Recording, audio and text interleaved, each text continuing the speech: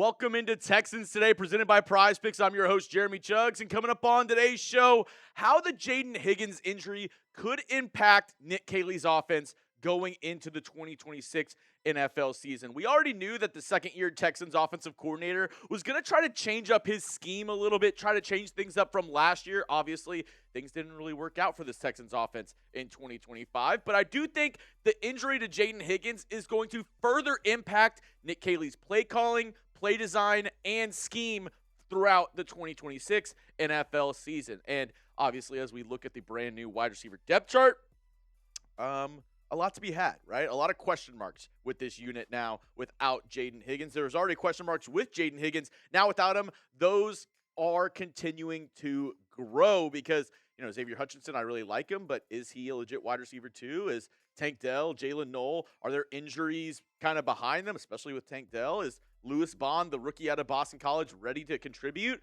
A lot of questions and a lot of stuff to discuss around this wide receiver room. And if you are subscribed to the channel, if you've been watching my videos here on Texans Today, you've seen some of the videos that I've done over the past week around the Higgins injury, around the latest rumors, around, adding wide receivers via trade or free agency. This is one that I made just the other day. If you didn't see it, go check it out on the channel. It's talking about the latest trade rumors around Kayshon Boutte, also some trade rumors around Darnell Mooney. So obviously the Texans, they're probably going to get active, but later on in the show, I'll discuss how I think there actually might be a different position on the offense that the Texans would like to possibly add, not in the wide receiver room. I think they might be looking to add somebody in another position group. This is why you go down, though, and hit that subscribe button. The latest around the Houston Texans, the latest news, the latest rumors, and it's all 100% for free. So never miss a second of Texans football.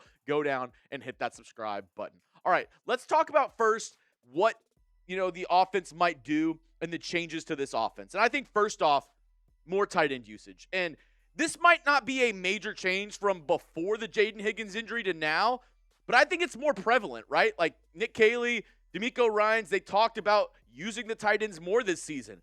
And I think that's even more important now with a thinning wide receiver room. You look at the tight end depth chart now for the Houston Texans, Dalton Schultz, Foster Moreau, Marlon Klein. I think a pretty good, top three guys in that room. Cade Stover, I think, has been playing decent in the preseason so far. We haven't seen Brev and Jordan. He's still, injured and hasn't been able to really participate as much during training camp, but hopefully he's able to get back out there and be somebody that can maybe help this Texans squad out. Last season the Texans, they used 12 personnel. That's one running back, two tight ends, 7.7% of their snaps. That was 31st in the NFL. Like, they barely used the tight ends last year.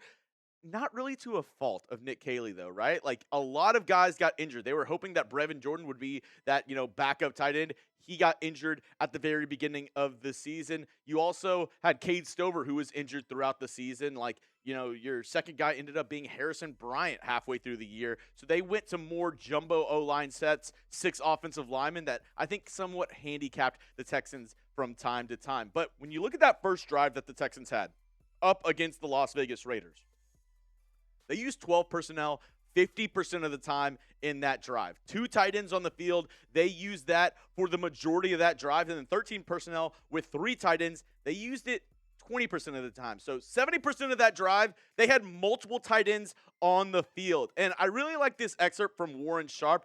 Puts out some really good stuff around not only the Texans, but the rest of the NFL. He had this little blurb talking about the Texans using more multiple tight end sets. OC Nick Caley comes from Los Angeles. We just saw Sean McVay pivot massively to multi-tight end sets in 2025. Definitely could see it in Houston in 2026. Already was trending that way prior to the Jayden Higgins injury. Could be even more prevalent now. And Nick Caley at the beginning of the offseason, he even mentioned wanting to use more tight ends. This is what he said.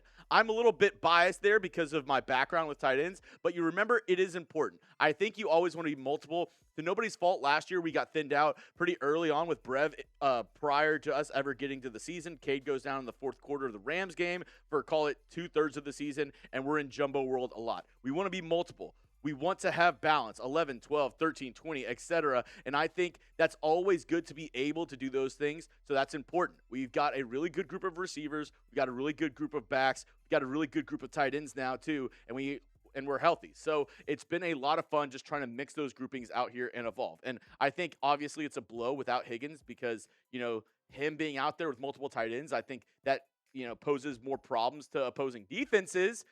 But one bright side is I think this might kind of, catapult the rookie Marlon Klein into maybe more of a, role where he's going to be featured in this offense, where before I think they might have slowly tried to work him in. So our prize picks question of the day, the sponsor of today's show, more or less than 30 catches this season for Marlon Klein. Go down in the comment section and let me know more or less than 30 catches for Marlon Klein this season. While you're down there, go check out our sponsor of today's program, our friends over at Prize Picks, America's #1 sports picks app out there.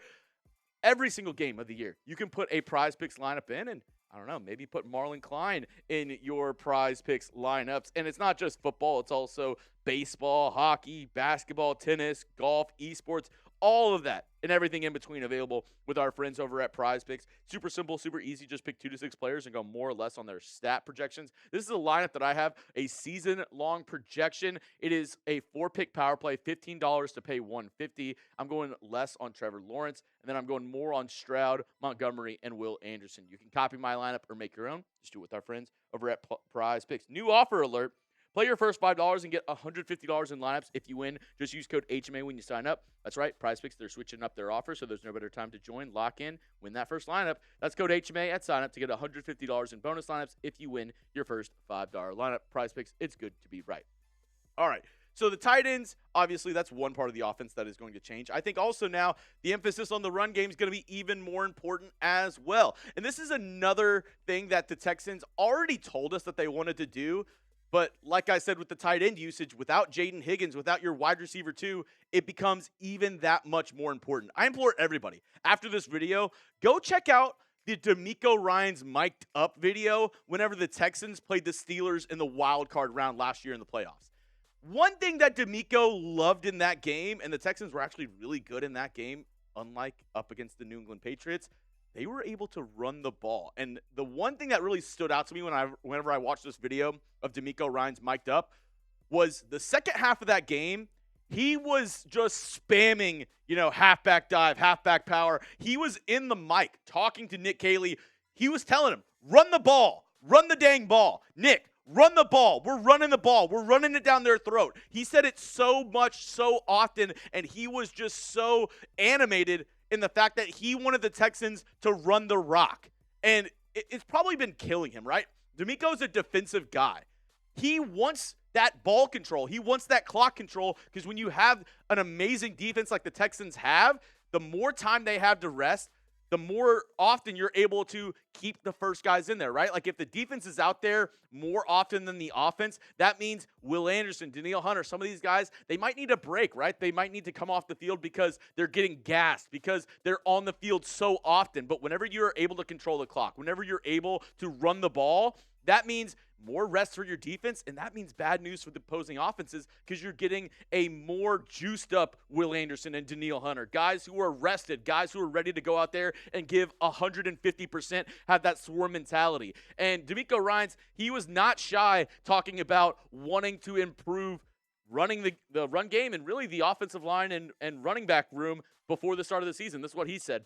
We're looking to improve at the offensive line position. We're looking to improve at our running back position as well. We have a lot of areas of room to grow and improve. And I found this tweet really interesting. Brett Coleman, somebody who he's actually a Texans fan, but does some really good work on YouTube and on social media. After that second preseason game up against the Raiders, this is what he had to say. I'm not saying the Texans have a top-tier O-line, but I do believe this will be the best one they've had since they had a starting 5 of Dwayne Brown, Ben Jones, Chris Myers, Brandon Brooks, and Derek Newton. That was over a decade ago. And, man, that offensive line with Arian Foster behind them, chef's kiss. Like, it was absolutely amazing. Absolutely loved this offensive line unit. And it was part of really a big reason why that Gary Kubiak offense and the Texans offense was so fantastic for those multiple years. Even with a guy in Matt Schaub, who a lot of people discredit. I think Matt Schaub was a good quarterback for his time with the Houston Texans. Obviously, tail end of his career with the Texans, not so good. But for a couple of years, he was a very serviceable quarterback. And a lot of that had to do with an amazing offensive line. And when you look at what the Texans run game, what the offensive line has been able to produce over the past 3 seasons, no bueno, right? We're looking at the EPA per play on designed run plays. That's, expected points added. Texans were 31st in the NFL. Only team that was worse was the Las Vegas Raiders. And this is since DeMeco Ryans and CJ Stroud have been a part of the Houston Texans. That's not good, right? That's not an offense that is balanced. They've basically been really, leaning on the fact that CJ Stroud has been able to kind of help them in certain situations. And when I look at this running back room right now, I really love David Montgomery and Woody Marks. That duo, fantastic, right? Like, I'm super pumped about them and super pumped and ready for them to get the year going. But I do see an issue here, right? Like, we talk about adding a receiver. I've said about, trading for a receiver, signing a receiver. But the more I look at it, is running back more of a pressing need? Because if one of those guys gets injured, we might be in big trouble. Like, don't get me wrong. I hope Jawar Jordan's able to come back from injury. I hope he's ready to go. But is he really who you want being a starting running back for this team if there's any injuries out there? Is he, like, do you have full faith in him to be that guy? British Brooks has a broken hand. He's injured. Noah Whittington, UDFA, who's played decent but still a very much unproven guy. Like, I think running back might be a more pressing need for this Texans squad to add somebody rather than a wide receiver, even after the Jayden Higgins injury. And 2 guys that I would take a look at seriously. First up, Antonio Gibson played with the New England Patriots this past season, got injured in week 5, and somebody who I think would really be able to boost this running back room's depth. Like, I don't think he would come in and be a starter for this team. I think he would be slotted in as the 3rd guy. But I really like the idea of adding a guy like Antonio Gibson. And the Texans, they actually already worked out a running back last month, Alexander Madison, who, another guy, has a lot of NFL experience, could be a serviceable back as your RB3 to help add some more depth, add more, veteran presence in this running back room. Just something to consider, something to keep in mind. And speaking of the running back room and why it's so important is because I think these running backs are going to be used very, like, more often, right? Like, I think they're going to be used more often. And I do think, whenever I look at this running back duo, I could see Woody Marks being used as a wide receiver at certain points in this year, right? Like, maybe not lined up outside, on the boundary, but I could see him in the backfield in a, passing situation, being motioned out to the slot. I could see him having plays designed for him where it's a, either a halfback screen or it's just Woody Marks running like an angle route or running a certain route where he gets a mismatch up against the linebacker. Because DeMeco Ryans, when the Texans drafted him, this is what his envisionment of Woody Marks was. This is right after the Texans drafted Woody Marks in the 4th round. Really like him out of the backfield catching the football. Really great hands. Really has that ability to make guys miss at the line of scrimmage and the ability to play behind his pads, play physical. So like the addition of him to our running back room. And one person that's been with the Texans all off season long, helping with the running backs, Darren Sproles. And when you think about, obviously, Woody Marks, he's a bigger stature guy than Darren Sproles, but where did he earn his bread and butter?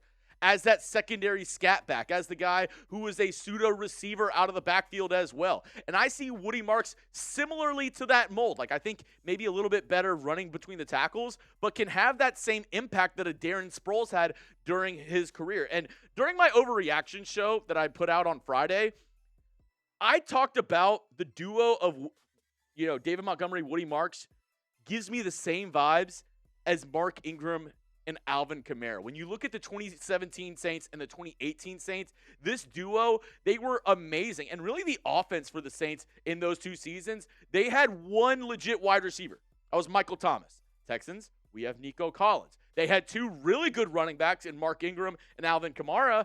And Alvin Kamara was almost like the wide receiver 3, probably was the wide receiver 2 on that Saints team for the 2018 season. So when you look at how the Texans are going to implement their guys in David Montgomery and Woody Marks, I think, David Montgomery very comparable to Mark Ingram during the height of his career in New Orleans. Woody Marks, maybe a little bit of a stretch, but I think somewhat comparable to Alvin Kamara as well. I really think those two guys can be a thunder and lightning duo, and maybe, alone they're not a top 5, top 10 back, but I think combined they really, come together as one of the best running back duos in the entire National Football League. I really do think that those two guys together will really help this Texans offense, and something that's going to change this year, especially without Jayden Higgins. That's all I have for you on today's show, folks. If you made it to the end of today's video and you're subscribed, go down, make sure, spam those H's down below in the comment section. I appreciate y'all so much, and until next time, as always, H-Town, hold it down.